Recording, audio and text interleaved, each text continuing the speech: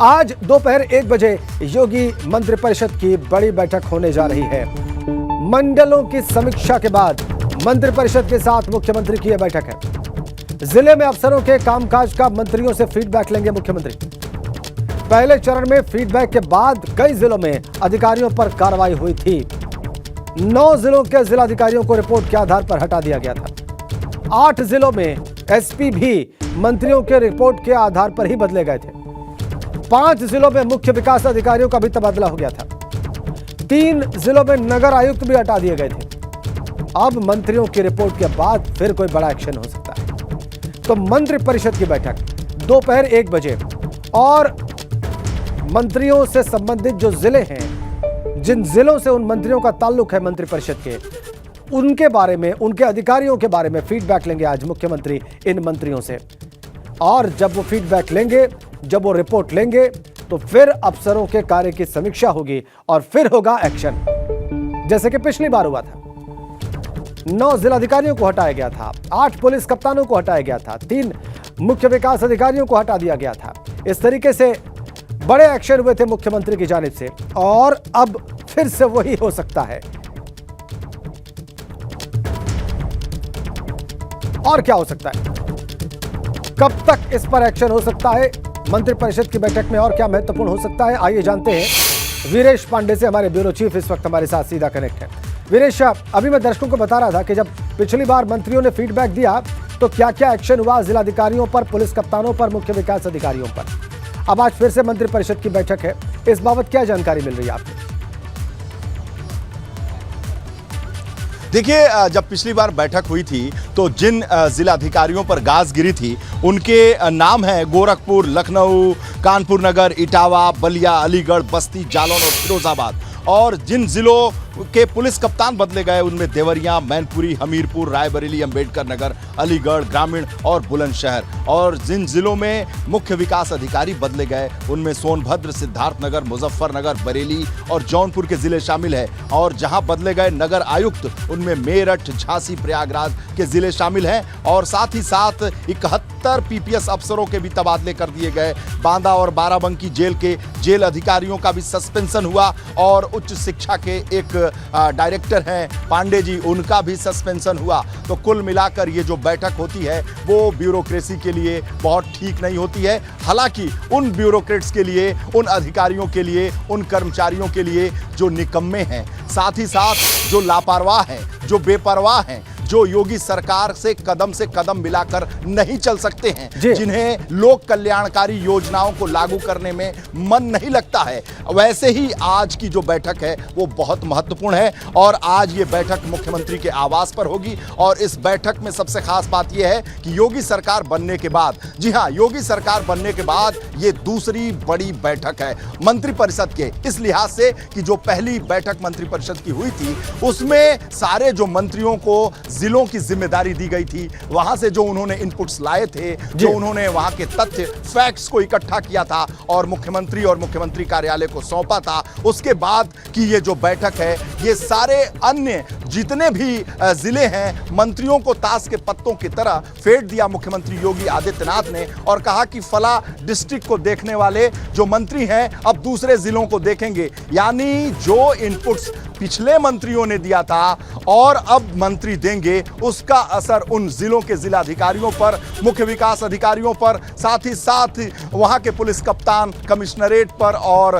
तमाम जो जिला के अधिकारी हैं अन्य विभागों के, उनके ऊपर पड़ेगा। इसलिए आज की मंत्रिपरिषद की बैठक बेहद अहम, महत्वपूर्ण मानी जाती है। महत्वपूर्ण इस लिहाज से है कि आज इस बैठक को लेकर ब्यूरोक्रेसी में एक खलबली सी मची हुई है, क्योंकि मुख्यमंत्री किसी को भी बख्शने को तैयार नहीं है। और सबसे महत्वपूर्ण बात राजेंद्र ये है कि जहां पत्थरबाजी हुई है वहां भी मंत्री गए हैं। 3 दिन उन्होंने प्रवास किया है। प्रवास के बाद से कानून व्यवस्था को लेकर जो भी तथ्य और फैक्ट उन्होंने इकट्ठे किए हैं उन जिलों से और उन शहरों से, उसे मुख्यमंत्री के सामने पेश किया जाएगा और मुख्यमंत्री कार्यालय त्वरित कार्यवाही करते हुए कानून व्यवस्था के मद्देनजर उन जिलों के अधिकारियों के ऊपर भी गाज गिराएगा। जी हां, जहां पत्थरबाजी पत्थरबाजी हुई है। जो बड़ी खबर है, सोर्सेस के हवाले, सूत्रों के हवाले से खबर आ रही है कि मुख्यमंत्री जहां जहां पत्थरबाजी हुई है वहां के प्रशासनिक हलकों में एक बड़ा फेरबदल करने वाले हैं। चाहे वो प्रयागराज हो, चाहे वो कानपुर हो, चाहे वो सहारनपुर हो, चाहे वो अलीगढ़ हो, चाहे वो मुरादाबाद हो, ऐसे वो तमाम जिले हों, चाहे वो फिरोजाबाद हो, चाहे अन्य ऐसे जिले हों जहां पर पत्थरबाजी हुई है, वहां पर 3 दिन का भी प्रवास मंत्रियों का हुआ है, योगी सरकार के मंत्रियों का। और उस प्रवास के दरमियान जो इनपुट्स इकट्ठे किए गए हैं वो मुख्यमंत्री के सामने पेश किए जाएंगे। मुख्यमंत्री कार्यालय उस पर एक्शन लेगा। इसलिए आज जो दिन है, आज की रात है, वो अधिकारियों के लिए, बेपरवाह कर्मचारियों के लिए, उन लापरवाह अधिकारियों के लिए आज का दिन जो है वो बेहद मुश्किल भरा है, क्योंकि आज उनके ऊपर कोई ना कोई एक्शन हो सकता है और सरकार एक्शन लेने के मूड में है। सोर्सेज, उच्च पदस्थ सूत्रों से जो जानकारी है, सरकार के एक बड़े अधिकारी ने जब एबीपी गंगा से बात की, उनका यह कहना था कि मुख्यमंत्री के तेवर बेहद तल्ख हैं, बेहद नाराज हैं और वो जो इनपुट्स आज मिलेंगे मंत्रियों के द्वारा, क्योंकि उन मंत्रियों के संपर्क में मुख्यमंत्री लगातार बने हुए हैं और जब वो प्रवास पर थे, जिलों में थे, तो लगातार मुख्यमंत्री कार्यालय के अधिकारी उनके संपर्क में थे और उन संपर्क के जरिए जो भी तथ्य और फैक्ट्स और जो इनपुट्स इकट्ठे किए गए हैं पंचम तल पर, जी हां, पंचम तल मतलब मुख्यमंत्री का सेक्रेटरिएट होता है, उन सेक्रेटरिएट में जो तथ्य और फैक्ट्स हैं उससे एक्शन लिया जाएगा। और आज का दिन यूपी की ब्यूरोक्रेसी के लिए बहुत ही महत्वपूर्ण और बहुत ही उन अधिकारियों के लिए बेहद ही खतरनाक और डेंजरस माना जाएगा जिनके ऊपर गाज गिर सकती है। और एक बड़ी तादाद है, आपने देखा कि पिछली जो बैठक हुई उसमें 1 दर्जन से ज्यादा जिलाधिकारी हटा दिए गए, 1 दर्जन से ज्यादा पुलिस के कप्तान बदल दिए गए और अन्य जो अधिकारी थे लगभग 2 दर्जन से ज्यादा इस पूरे सूबे में बदल दिया गया। तो आज की ये जो दूसरी बड़ी बैठक है मुख्यमंत्री आवास पर, वो बहुत ही बेहद अहम है उन लापरवाह बेपरवाह अधिकारियों के लिए जो निकम्मे हैं, जो काम नहीं करना चाहते। बिल्कुल ठीक वीरेश, आपकी बात से सारी बात बिल्कुल स्पष्ट हो गई। अब मुझे भी और हमारे दर्शकों को भी बहुत बहुत धन्यवाद आपका इन तमाम जानकारियों के लिए। आगे बढ़ेंगे अब देहरादून से आ रही खबर के साथ। बजट सत्र के पहले दिन कांग्रेस का प्रदर्शन, जी हां, गैरसैंण में सत्र कराने को लेकर विपक्ष का धरना है। नेता प्रतिपक्ष यशपाल आर्य, इन्होंने कांग्रेस नेताओं के साथ धरना दिया है। बड़ी खबर, आज से बजट सत्र शुरू हो रहा है और नेता प्रतिपक्ष यशपाल आर्य, जो कि पिछली सरकार में मंत्री भी थे, बाद में इस्तीफा देकर कांग्रेस में आ गए थे, उन्हीं के नेतृत्व में धरना हो रहा है। पंकज राणा हमारे संवाददाता इस वक्त देहरादून से हमारे साथ हैं। पंकज, ये धरना कब से चल रहा है, कौन कौन से बड़े कांग्रेस नेता इसमें शामिल हैं और कुल मिलाकर कहना क्या है इनका? लेकिन राजेंद्र, ये गैरसैंण में सत्र न कराए जाने को लेकर बेल के बाहर धरने पर बैठ गए थे। अभी हालांकि जो मुख्यमंत्री जब सदन के अंदर गए तो सभी को कांग्रेस के विधायकों को मनाकर वो अंदर ले गए हैं और अभी जो बाहर धरना चल रहा था वो खत्म हो गया है। उनका ये कहना है कि सरकार ने पहले गैरसैंण में सत्र कराने की बात कही थी, क्योंकि गैरसैंण उत्तराखंड की ग्रीष्मकालीन राजधानी है और ये बजट सत्र गर्मियों में ही हो रहा है, तो इसलिए सरकार को गैरसैंण में बजट सत्र कराया जाना चाहिए था। क्योंकि इससे पहले जब 7 जून से गैरसैंण सत्र शुरू हो रहा था उस वक्त तय किया गया था कि गैरसैंण में होगा, लेकिन चारधाम यात्रा और तमाम चीजों को देखते हुए सरकार ने फिर देहरादून में बजट सत्र कराने का निर्णय लिया और अब सत्र की कार्रवाई आज से शुरू हो गई है और सभी जो विधायक हैं कांग्रेस के वो भी सदन के अंदर चले गए। लेकिन सदन के बाहर जिस तरह धरने पर बैठे थे उसी तरह से सदन के अंदर भी उन्होंने सबसे पहले यही मुद्दा उठाया है कि सरकार ने जनता के साथ छलावा किया है कि एक बार एक तरफ गैरसैंण को ग्रीष्मकालीन राजधानी घोषित किया गया है, दूसरी तरफ जो सत्र विधानसभा का गैरसैंण में होना चाहिए था वो गैरसैंण में न कराकर देहरादून में कराया जा रहा है। उसी को लेकर ये कांग्रेस के विधायक नेता प्रतिपक्ष यशपाल आर्य के नेतृत्व में धरने पर बैठे थे। फिलहाल ये भी उठ गए हैं और सदन की कार्रवाई चल रही है। अंदर भी विपक्ष यही मांग कर रहा है कि सदन जो विधानसभा सत्र है वो गैरसैंण में ही होना चाहिए था। तो क्या अंदर भी इस प्रकार की मांग की जा रही है और क्या इससे सदन की कार्रवाई भी प्रभावित हो सकती है पंकज? निश्चित तौर पर देखिए, जिस तरह से विपक्ष ने सदन के अंदर जाते ही, क्योंकि जो पहला 1 घंटा होता है वो क्वेश्चन आवर का होता है, उसमें कई महत्वपूर्ण विषय उठाए जाते हैं, कार्यस्थगन के सवाल उठाते हैं, माना जो अन्य विशेषाधिकार हनन के मामले होते हैं वो सदन के इस दौरान आते हैं। मुख्यमंत्री भी अंदर हैं और उन्होंने पूरी तरह से सदन के भीतर ये मांग उठाई है कि गैरसैंण में ही सत्र किया जाना चाहिए था, क्योंकि गैरसैंण उत्तराखंड की ग्रीष्मकालीन राजधानी है, तो उसी को लेकर अंदर अभी बहस चल रही है। फिलहाल अगर दोनों नेता प्रतिपक्ष मान जाते हैं तो फिर इस पर आगे कार्रवाई सदन की जाएगी। बहुत धन्यवाद आपका पंकज। सदन की कार्रवाई चल रही है, विपक्ष अंदर भी इस मांग को उठाए हुए है कि गैरसैंण में यह सत्र क्यों नहीं कराया गया। चलिए आगे बढ़ते हैं। एक और नेशनल हेराल्ड मामले में राहुल गांधी से ईडी पूछताछ कर रही है और वहीं कांग्रेस नेता इमरान प्रतापगढ़ी ने कहा है कि जब तक भाजपा ईडी का दुरुपयोग करेगी तब तक कांग्रेस का सत्याग्रह जारी रहेगा।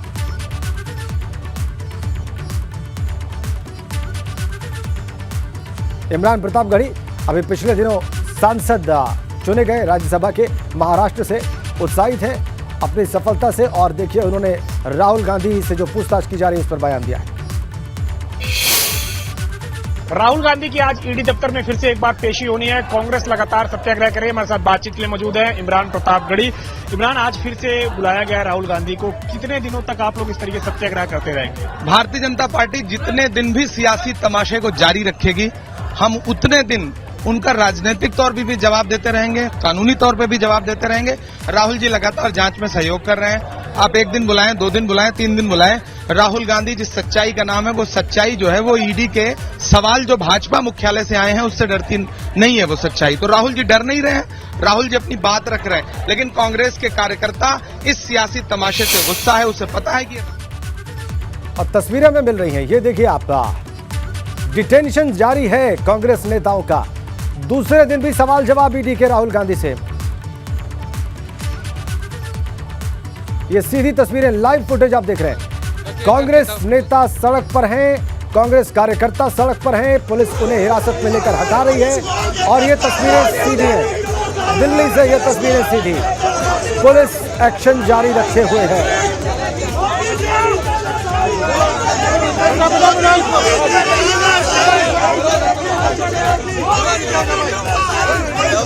तानाशाही नहीं चलेगी, किनारे लगा रहे हैं कांग्रेस नेता और कार्यकर्ता। कल भी बहुत सारे कांग्रेस नेताओं को हिरासत में लेकर दूर ले जाया गया दिल्ली पुलिस के द्वारा और आज भी यही हो रहा है।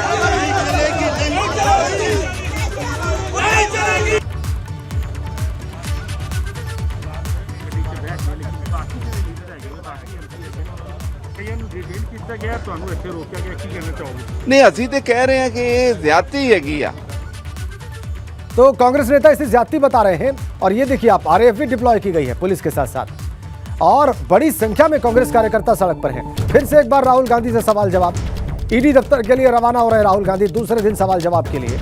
और ठीक उसके पहले ये जरा देखिए आप, कांग्रेस कार्यकर्ताओं और नेताओं का धरना प्रदर्शन सड़क पर और इसीलिए पुलिस इन्हें हटाकर बसों में भरकर वहां से ले जा रही है हिरासत में लेकर और समझाने की भी कोशिश कर रही है। जैसा कि आप देख सकते हैं इस तस्वीर में, दिल्ली पुलिस समझाने की भी कोशिश कर रही है धरने पर बैठे कांग्रेस नेताओं को। कांग्रेस नेताओं का कहना है कि जब तक ये, अभी आपने देखा इमरान प्रतापगढ़ी को कहते हुए कि जब तक ये सियासी तमाशा चलेगा तब तक इसका जवाब दिया जाएगा, जब तक चलेगा तब तक जवाब दिया जाएगा। ईडी की पूछताछ चल रही है। आज दूसरे दिन की पूछताछ ईडी करने जा रही है राहुल गांधी से। उसके लिए ईडी के दफ्तर के लिए रवाना हो चुके हैं राहुल और इधर उनके समर्थन में कांग्रेस नेता सड़कों पर। ये देखिए आप, दिल्ली पुलिस भी सड़क पर, बड़ी संख्या में सड़क पर उतर गए इन कांग्रेस नेताओं को काबू करने के लिए। दिल्ली पुलिस भी बड़ी संख्या में सड़क पर, साथ में आरएएफ भी। नेशनल हेराल्ड केस में राहुल गांधी से कल 8.5 घंटे से ज्यादा वक्त तक पूछताछ हुई थी। आज भी ये जारी रहेगी। आगे बढ़ेंगे एक बड़ी और अच्छी खबर के साथ, बेरोजगार युवाओं के लिए है। केंद्र सरकार बहुत जल्दी 10 लाख नौकरियां देगी। अगले 1.5 साल में 10 लाख नौकरियां देने का ऐलान है। प्रधानमंत्री कार्यालय ने ट्वीट करके यह जानकारी दी है। मोदी सरकार लोगों को नौकरी देने की दिशा में बड़ा कदम उठाने जा रही है और यह बात खुद सरकार की ओर से बताई गई है। प्रधानमंत्री कार्यालय की तरफ से ट्वीट करके बताया गया कि अगले 1.5 वर्षों में 10 लाख नौकरियां मोदी सरकार देगी। ये देखिए ट्वीट, सभी विभागों और मंत्रालयों में 10 लाख लोगों को अगले 1.5 साल में नौकरी देने का लक्ष्य नरेंद्र मोदी सरकार ने रखा है। सभी विभागों और मंत्रालयों में 10 लाख लोगों को अगले 1.5 साल में नौकरी देने का लक्ष्य नरेंद्र मोदी सरकार ने रखा है। और चूंकि बेरोजगारी पर वरुण गांधी बात करते रहे, उन्होंने भी ट्वीट किया है और देखिए क्या ट्वीट है उनका। वरुण गांधी लिखते हैं, बेरोजगार युवाओं की पीड़ा एवं मर्म समझने के लिए धन्यवाद प्रधानमंत्री जी। नए रोजगार का सृजन करने के साथ हमें 1 करोड़ से ज्यादा स्वीकृत परंतु रिक्त पदों को भरने हेतु सार्थक प्रयास करना होगा। हर वर्ष 2 करोड़ रोजगार देने का संकल्प पूरा करने के लिए और तेज गति से कदम बढ़ाने होंगे। साथ में परामर्श भी दे दिया वरुण गांधी ने और तेज गति से कदम बढ़ाने की बात कह दी। ये कहते हुए कि हर साल 2 करोड़ रोजगार देने का संकल्प पूरा करना है तो ये करना पड़ेगा। और एक बड़ी खबर देहरादून से मिल रही है। दीपक बाली आज भारतीय जनता पार्टी ज्वाइन करेंगे। सूत्र हमें बता रहे हैं आम आदमी पार्टी के अध्यक्ष पद से उन्होंने इस्तीफा दे दिया है। भारतीय जनता पार्टी प्रदेश कार्यालय में 12:30 बजे वो भाजपा की सदस्यता लेंगे। कल ही उन्होंने पद और पार्टी दोनों से इस्तीफा दे दिया था और बड़ा झटका दिया था आम आदमी पार्टी को। दीपक बाली के साथ और भी नेता भारतीय जनता पार्टी में शामिल होंगे। आम आदमी पार्टी के लिए बड़ा संकट। अध्यक्ष दीपक बाली ने कल पार्टी और पद से इस्तीफा दे दिया और आज दोपहर 12:30 बजे मतलब लगभग 1 घंटे बाद वो भारतीय जनता पार्टी की सदस्यता ले लेंगे, भारतीय जनता पार्टी में शामिल हो जाएंगे। ये बड़ी खबर देहरादून से, ये बड़ी पॉलिटिकल स्टोरी उत्तराखंड के लिए। दीपक बाली आज भारतीय जनता पार्टी की सदस्यता ले लेंगे दोपहर 12:30 बजे। और जो झटका उन्होंने कल दिया था आम आदमी पार्टी को, वो संकट और बड़ा हो जाएगा आम आदमी पार्टी के लिए। उनके मुख्यमंत्री पद के जो उम्मीदवार रहे उन्होंने इस्तीफा दिया, वो भाजपा का हिस्सा बने। अब दीपक बाली उन्होंने भी इस्तीफा दे दिया, वो भी भारतीय जनता पार्टी ज्वाइन कर रहे हैं। ये संकट बहुत बड़ा आम आदमी पार्टी के लिए, जो अपनी जड़ें जमाने के लिए, मजबूत करने के लिए लगातार प्रयासरत थी। चुनाव से पहले कई विद्वान उसको रेस में भी मान रहे थे। ये संकट उसके साथ है और निश्चित रूप से ये गेन है भारतीय जनता पार्टी का। बड़ी खबर देहरादून से। दीपक बाली आज भारतीय जनता पार्टी में शामिल हो जाएंगे दोपहर 12:30 बजे। कल आम आदमी पार्टी के अध्यक्ष पद से उन्होंने इस्तीफा दिया है। हमारे bureau chief, Uttarakhand bureau chief Ajit Singh Rathi इस वक्त हमारे साथ जुड़ गए हैं फोन लाइन पर। अजित, दीपक बाली के आम आदमी पार्टी छोड़ने, अपने पद से इस्तीफा देने और आज भाजपा में शामिल होने के क्या राजनीतिक मतलब है? देखिए राजेंद्र, चूंकि कल ही इन्होंने अपने पार्टी और पद दोनों से इस्तीफा दे दिया था और उससे उस स्थिति में उन्होंने इस्तीफा देने के कारण भी बताए थे। पार्टी की नीतियां रीतियां जो हैं वो यहाँ के अनुकूल नहीं है। उत्तराखंड राज्य में जिस तरह की राजनीति होनी चाहिए, जिन मुद्दों पर होनी चाहिए, तो आम आदमी पार्टी उन पर खरी नहीं उतर रही है। तो ये उनको अपने आम आदमी पार्टी के साथ अपने आप को रखने में असहज महसूस कर रहे थे और उन्होंने केजरीवाल को लिखी एक चिट्ठी में ये सारे दर्द अपना बयां किया और उन्होंने पद और पार्टी दोनों छोड़ दी। इससे पहले आपको ध्यान होगा कि कर्नल कोठियाल जो सीएम के फेस थे, तो उन्होंने भी पार्टी छोड़ दी थी और उन्होंने भी कुछ इसी तरह की बातें कही थी कि आम आदमी पार्टी इस तरह से उत्तराखंड में सर्वाइव नहीं कर सकती।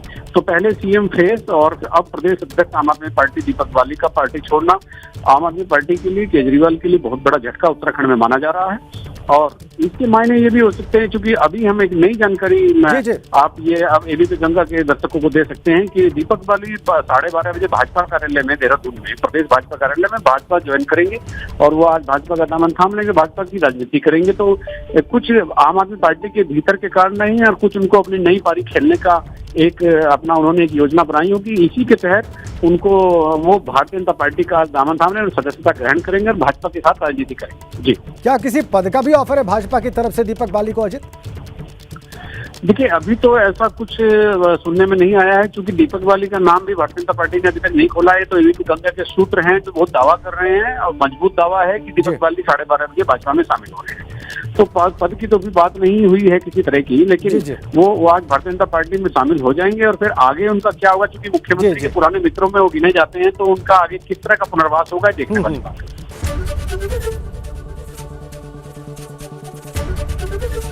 एबीपी गंगा, खबर आपकी, जुबान आपकी।